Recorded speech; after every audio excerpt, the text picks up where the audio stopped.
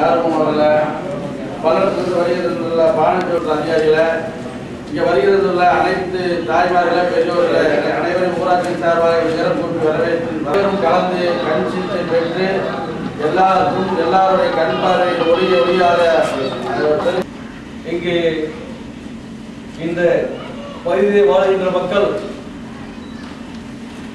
வறுமைக்கோட்டின் கீழே உள்ளவர்கள் அதிகமாக இருக்கின்றபடியால் இந்த சிகிச்சை முகாமை வரவைத்து ஏற்பாடு செய்து மிக சிறப்பாக நடத்தி கொண்டிருக்கின்றார்கள்.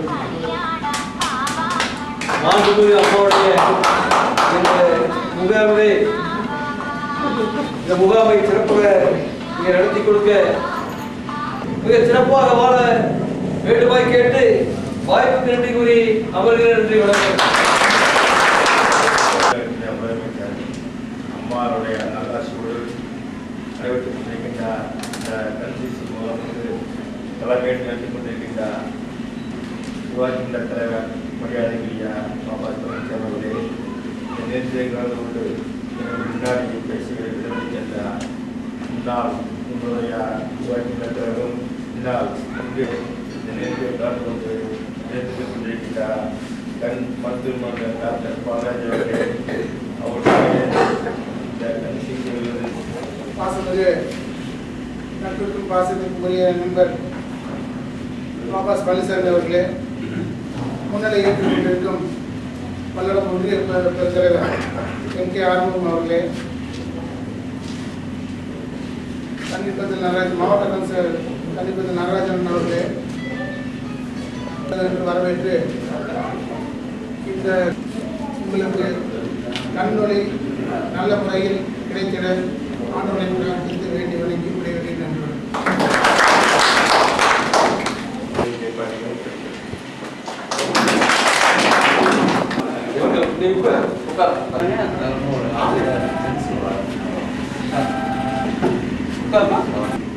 பார்வை எப்படி தெரியுது? நல்லா தெரியுதா? இடத்துல பார்வை ஆப்ரேஷன் பண்ணிக்கிறீங்களா? போடுறீங்களா? இதே மாதிரி கூட்ட லென்ஸு முன்னால் 500 லென்ஸ் வச்சான், இப்போ 1000 லென்ஸ் வந்துருச்சு. விலை கூட்ட லென்ஸ் வைக்கணும், பார்வை நல்லா தெரியும். நீங்கள் ஆப்ரேஷன் பண்ணிட்டு திருப்பி உங்கள் பகுதியில் யாராவது கண் மங்களா இருக்கிறவங்க இருந்தாங்கன்னா கூப்பிடுவாங்க, இலவசமாக பண்ணி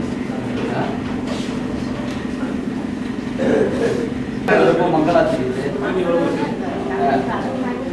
அப்படியா? கண்ணை ஆப்ரேஷன் பண்ணிக்கிறீங்களா? கண்ணு முறை வளருது, முறை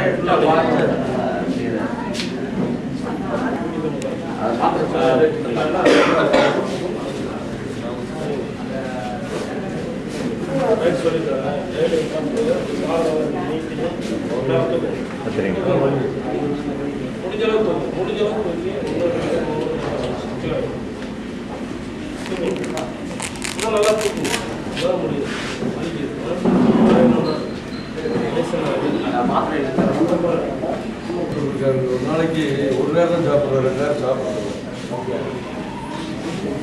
அது நீங்கள் சொல்லுங்க, ஒரு டீ சாப்பிட்றது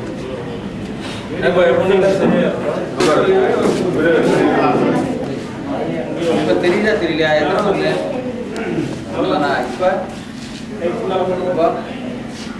எந்த கண்ணு ரொம்ப மங்களா தெரியுது? சரிம்மா, வீட்டில் போய் கொடுத்துருங்க. கண்ணில் குறை இருக்கு, படிக்கலாம். இன்னைக்கு போயிட்டு நாளைக்கு ரத்தம் டெஸ்ட் பண்ணிட்டு 3 நாள் கழிச்சு பையன் பேரு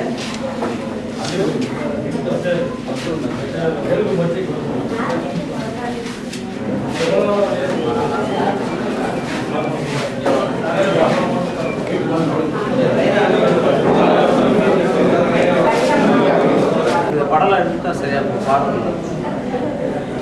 பள்ளிவாசல் வீதியாம்மா, கதவு நம்பர் என்னம்மா? சரி, வரும்போது செல் நம்பர் வாங்கிட்டு வந்துருங்க. சீட்டு இருக்கட்டும். வீட்டுக்கு போயிட்டு ப்ரெஷர் மாத்திரை சாப்பிட்றீங்களா?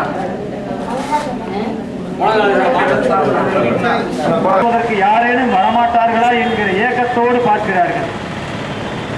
ஒரு நாளில் சம்பாதிக்கக்கூடிய அந்த கூலி பணத்தை 3/4 பாகத்தை சாராய கடைகளில் தொலைத்துவிட்டு தான் திருமணமாகாத இளைஞனாக இருந்தால் அவன் சார்ந்திருக்கக்கூடிய பெற்றோர்கள் எப்படிப்பட்ட வருத்தத்திற்கு ஆளாகிறார்கள். திருமணமான ஒரு இளைஞனாக இருந்தால் அவன் சார்ந்திருக்கக்கூடிய மனைவி என்ன செய்து கொண்டிருக்கிறது? ஒரு வீதியிலே ஒரு இருக்கக்கூடிய ஒரு மதுக்கடையிலே கூட்டம் அதிகமாக இருந்தால் இன்னும் 100 அடி தள்ளி இன்னொரு இடத்தை தேர்ந்தெடுத்து செய்து கொண்டிருக்கிறது. இந்த நிலை நீடித்துக் கொண்டிருந்தால் இந்தியாவிற்கே உலகத்திற்கே வாழ்வியல் நெறியை போதித்துக் கொண்டிருந்த நம் தமிழ் என்று வாடினார் வள்ளலார். அறிவேதான் தெய்வம் என்றார் தாயுமானவர்.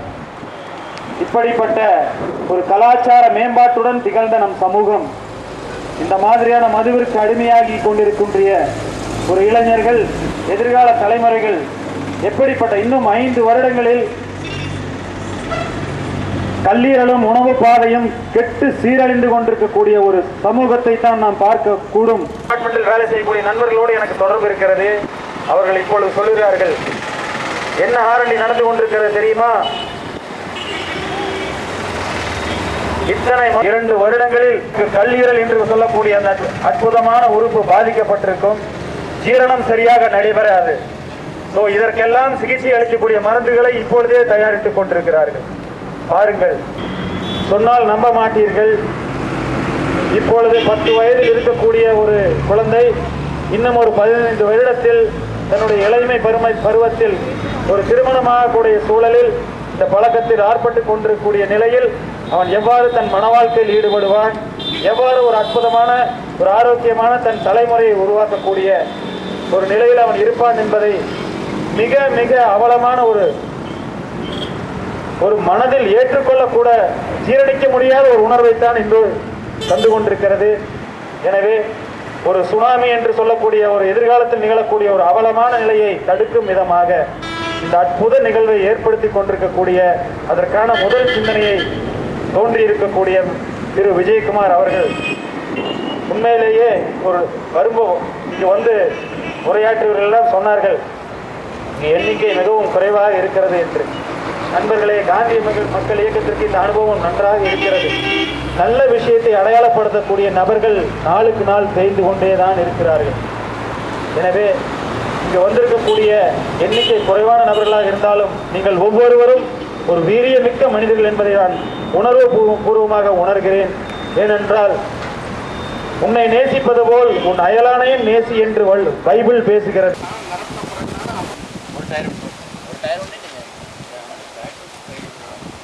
இனிமேல் போய் இந்தியன் நேரத்துக்கு அதுக்கு அலைய வேண்டிய அவசியம் இருக்குது. 4.5 மணி நேரம் 5 பாலத்தில் கரன்ஸ்லாம் இருக்குதுன்னு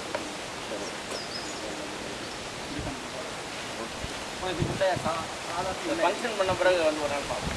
அது இவங்க ஆள் தான் உள்ளே போய் தான் சாணத்தை நிரப்ப முடியுங்க. நான் பார்த்து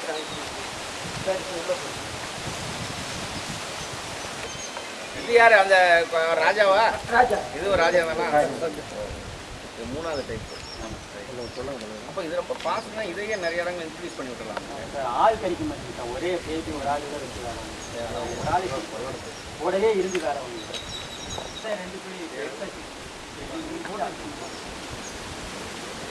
இங்கே நம்ம பொங்கல் பார்க்கலாம். எத்தனை டிடின்னு போகணும்.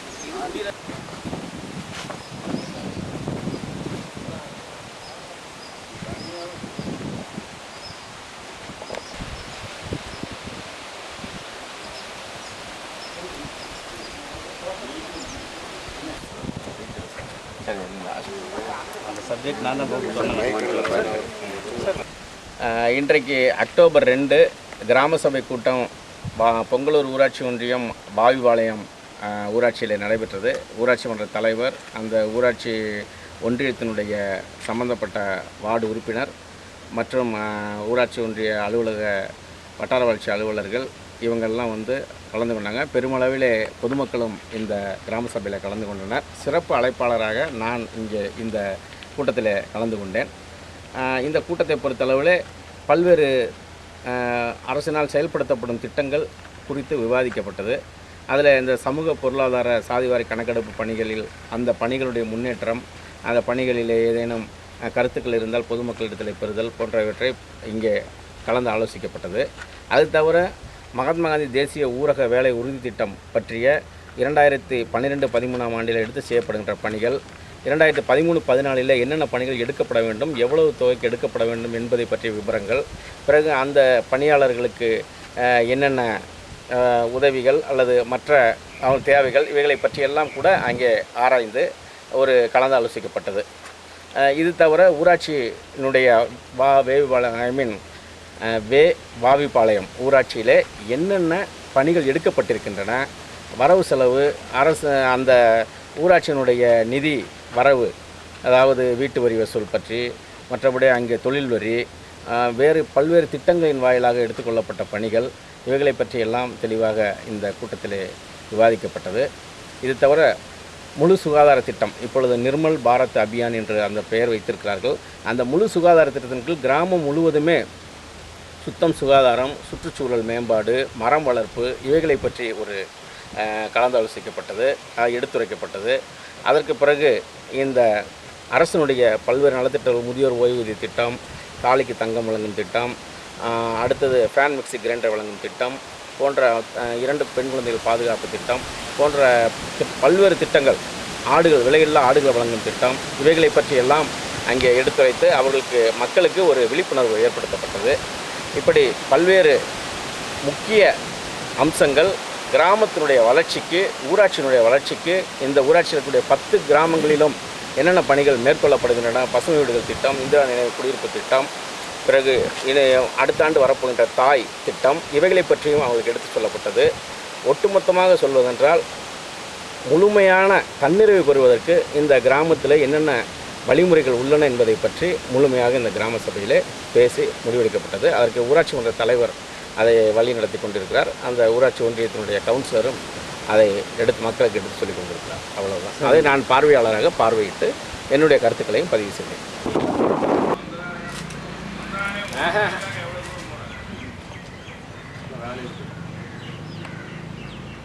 வேலை இருக்கிறப்போ